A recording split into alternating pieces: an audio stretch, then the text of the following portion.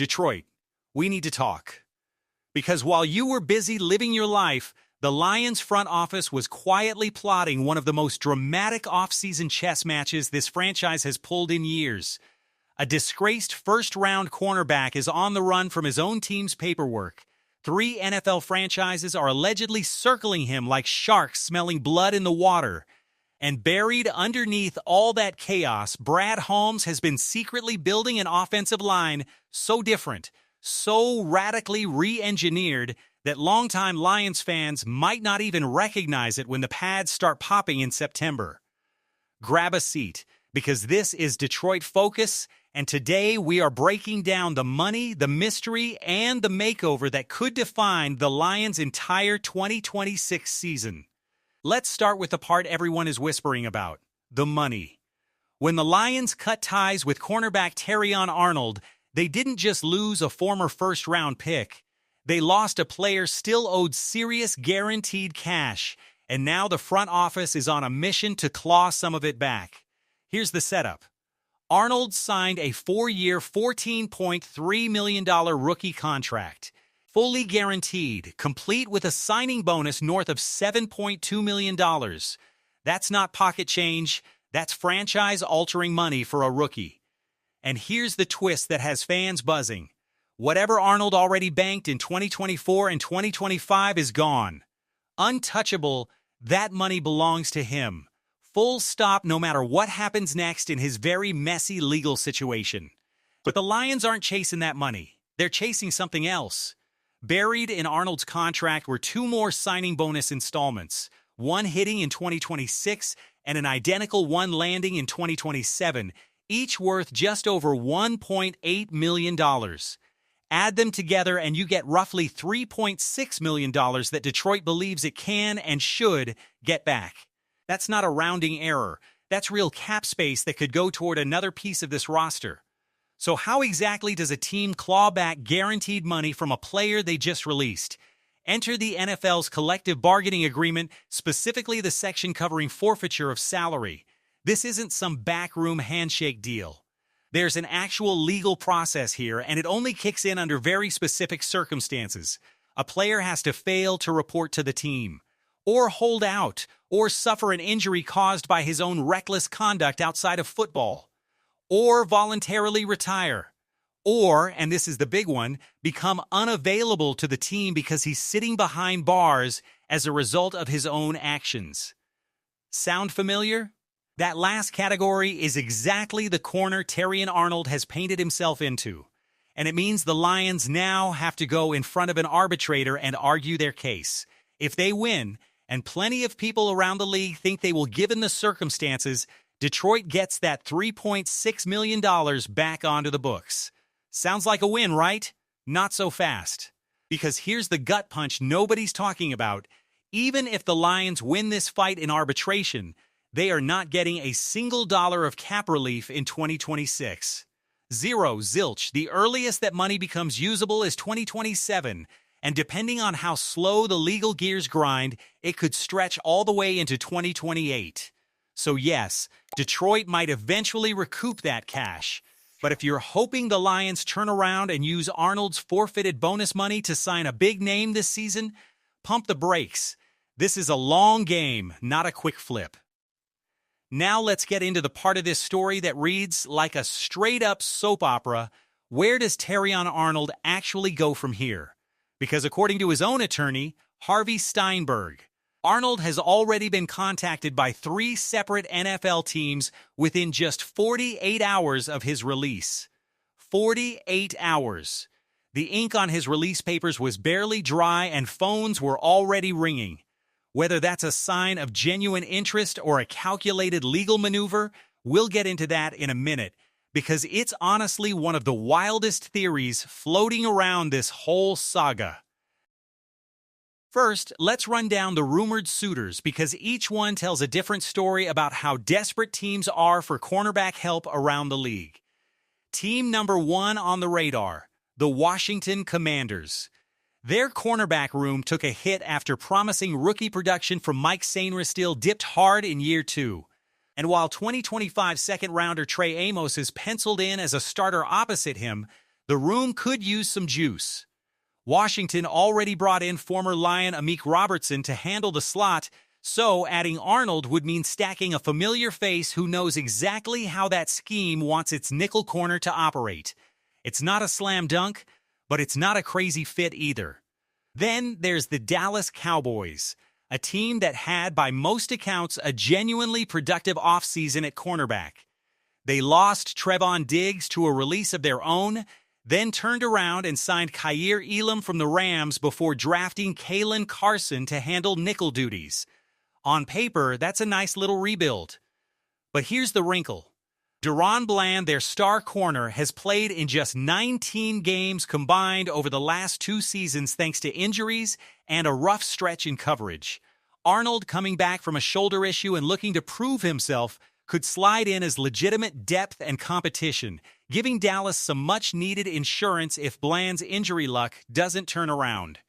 And finally, the wild card, the Tampa Bay Buccaneers, a franchise that has frankly built an entire side hustle out of trading with and poaching from the Lions over the years. Tampa's expected starting corners are Zion McCollum and Benjamin Morrison, a solid but unproven pairing. Behind them, not much. Josh Hayes and Christian Izien are technically backups, but neither one played a single defensive snap last season. That's a scary amount of inexperience to lean on if injuries hit. Arnold, a player with actual game reps under his belt, would be an obvious upgrade to that depth chart, and given Tampa's track record of doing business with Detroit, this might be the most realistic landing spot of the 3. But here's the real question hanging over every single one of these rumors. Are any of these teams actually desperate enough to invite the drama that comes attached to Terrion Arnold right now? Or is something else going on entirely? Because there's a theory circulating that might completely flip this whole narrative on its head. What if these 3 interested teams aren't real interest at all, but a legal chess move? The theory goes like this. Arnold's defense team may have leaked or encouraged this interested team's narrative specifically to argue against a court-ordered ankle monitor. Think about it. If Arnold is out of football, sitting at home with no job, no team, no reason to travel, an ankle monitor is an easy ask for a judge to approve.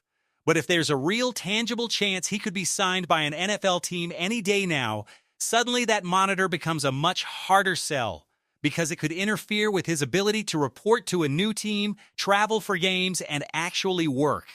It's a clever, almost devious legal strategy if true, using public interest as leverage inside a courtroom.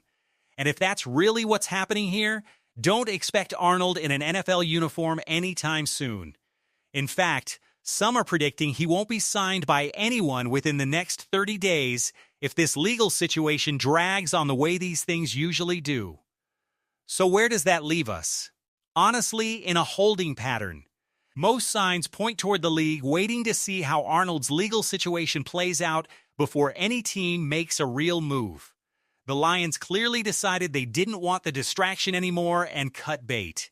Now it's a question of whether some other franchise is willing to inherit that same headache, or whether everyone quietly waits on the sidelines until there's a verdict. Either way, this story is far from over, and Detroit focus will be all over it the second something breaks. Now let's pivot away from the drama and get into something that should actually have Lions fans excited: the complete transformation happening up front on the offensive line. Because this isn't a simple roster refresh. This is a philosophical overhaul, and it's tied directly to new offensive coordinator John Morton's vision for this offense. One built around gap scheme concepts designed to spring playmakers like Jahmyr Gibbs and speedster Jameson Williams into open space as fast as humanly possible. Here's the thing longtime fans need to understand. The 2024 offensive line was built like a fortress. Power, experience, veteran football IQ, guys whose entire job was to open holes, protect the quarterback in the pocket, and form an impenetrable wall play after play. And it worked. It worked really, really well. But when that group lost key pieces heading into this season, General Manager Brad Holmes had a decision to make. Does he go find carbon copies of what worked before, or does he pivot entirely and build something new that matches where this offense is actually heading. He chose door number 2, and the numbers back up just how drastic that shift really is. The projected 2026 starting offensive line is now carrying a composite athletic score of 81.9. To put that in perspective, that's a jump of nearly 15 full points from last season's group. That is not a minor tweak.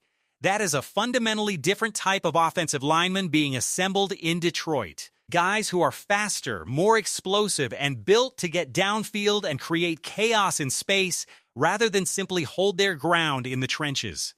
Picture this. Everyone already loves watching Penei Sewell pull and get out in front of Gibbs on outside runs, using his freakish athleticism to erase defensive backs and safeties who have no business trying to tackle a man his size in open space. That's must-see football, and it's not going anywhere. But here's the exciting part. He's not going to be the only one doing it anymore.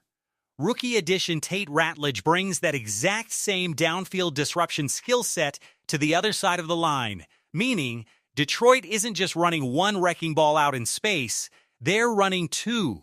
Two athletic freaks at the point of attack, both capable of getting out ahead of the ball carrier and putting defenders on their backs. That's the kind of matchup nightmare that turns good running plays into chunk gains and chunk gains into touchdowns. Now, is this new-look offensive line guaranteed to be better than the 2024 unit? Nobody can promise that. But it's shaping up to be great in a completely different way, tailor-made for exactly what this new coaching staff wants to run. If you're a fan who loves explosive plays, backs breaking off runs into the second and third level, and offensive linemen who look more like extra skill players than traditional road graders, 2026 might be the most exciting version of this offensive line Detroit has fielded in years. Before we wrap this one up, let's give some love to the fans in the comments. Because honestly, some of the theories and takes coming out of this community lately have been sharper than half the analysts on national television. One fan summed up the Arnold situation perfectly, pointing out that plenty of players who face serious off-field trouble eventually do get a second chance in this league, even if it takes a few years. It's the classic NFL redemption arc: give it time, let the legal process play out, and if he's cleared, some team eventually rolls the dice. Another fan took it a step further with that ankle monitor theory we just broke down, suggesting the entire 3 teams are interested storyline might just be a legal tactic dressed up as football news. Whether or not that theory holds up, it's the kind of sharp, behind-the-scenes thinking that makes this fan base one of the best in the league to talk football with. So here's where we land.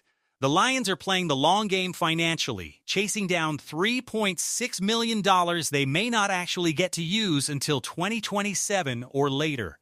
Terrion Arnold's NFL future is stuck in legal limbo, caught somewhere between genuine interest from teams like Washington, Dallas, and Tampa Bay, and a possible courtroom strategy designed to keep him off an ankle monitor. And through all that noise, Brad Holmes has been quietly building one of the most athletically explosive offensive lines this franchise has ever assembled. One designed from the ground up to unleash Jahmyr, Gibbs, and Jameson Williams like never before. This is a franchise at a crossroads, dealing with real off-field drama while simultaneously building something genuinely thrilling on the field.